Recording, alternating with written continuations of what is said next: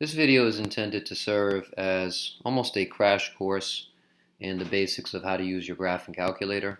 Um, Unfortunately, a lot of students are only able to use the calculator almost like a four-function calculator just to perform arithmetic with the four basic operations, but the graphing calculator offers a whole lot more.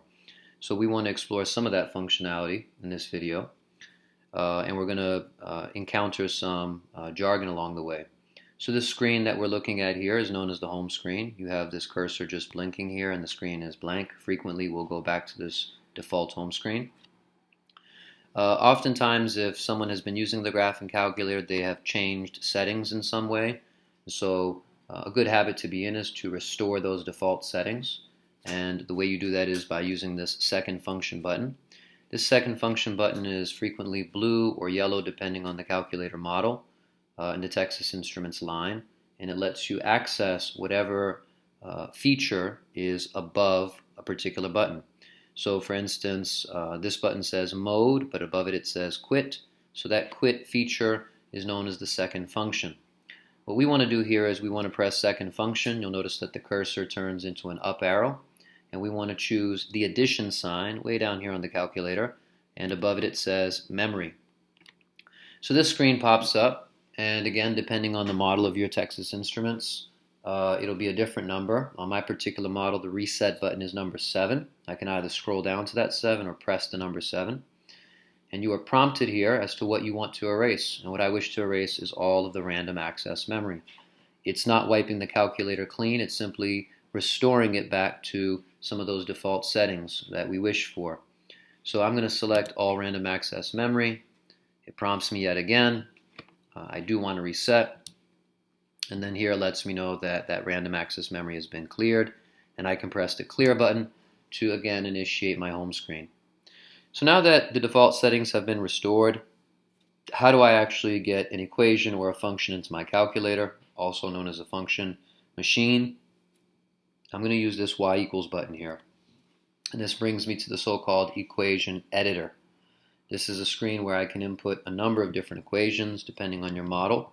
Sometimes you can input up to, I think, 15 equations. This particular model, I think, accommodates 10. And for the purposes of exploration, we're going to enter two functions, one of them linear, one of them quadratic. Here's the linear function. While I'm entering it, let me point out some subtle things that tend to trip students up.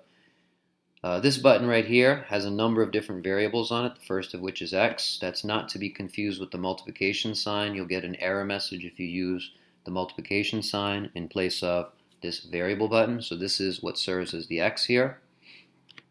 And we're going to do half x plus 4.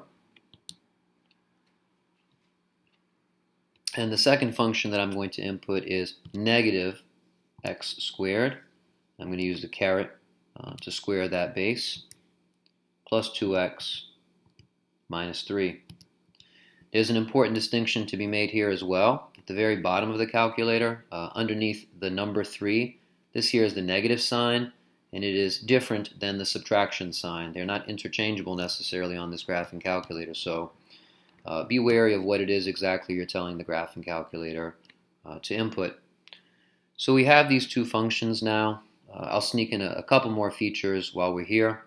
You'll notice that some of these equal signs are highlighted. If I wish to, I can click on them and press enter. And so the equation is known to the graphing calculator, but it will not actively graph it or display any data for it until I again highlight that equal sign and press enter.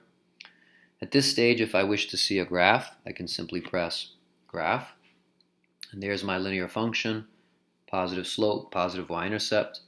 There's my quadratic function and its corresponding parabola facing down. Nice vertex in quadrant 4. And these are quick kind of visual representations of the functions that we entered. If I wish to see tables of data, let's say I want to focus just on that quadratic function, I would unhighlight the linear function and I can press second and graph. You'll notice that above the word graph it says table. And I am free to scroll through a table of data for inputs and outputs. The output heading here is y sub 2 because I entered that function in the y sub 2 heading. So this was just a kind of a general overview of how to enter a function in your graphing calculator, how to restore the settings to their default settings, some of the screens, what we call them, how we refer to them. So I hope it gives you a general sense of feeling comfortable with the graphing calculator and trying to take advantage of it for all it's worth. Thanks.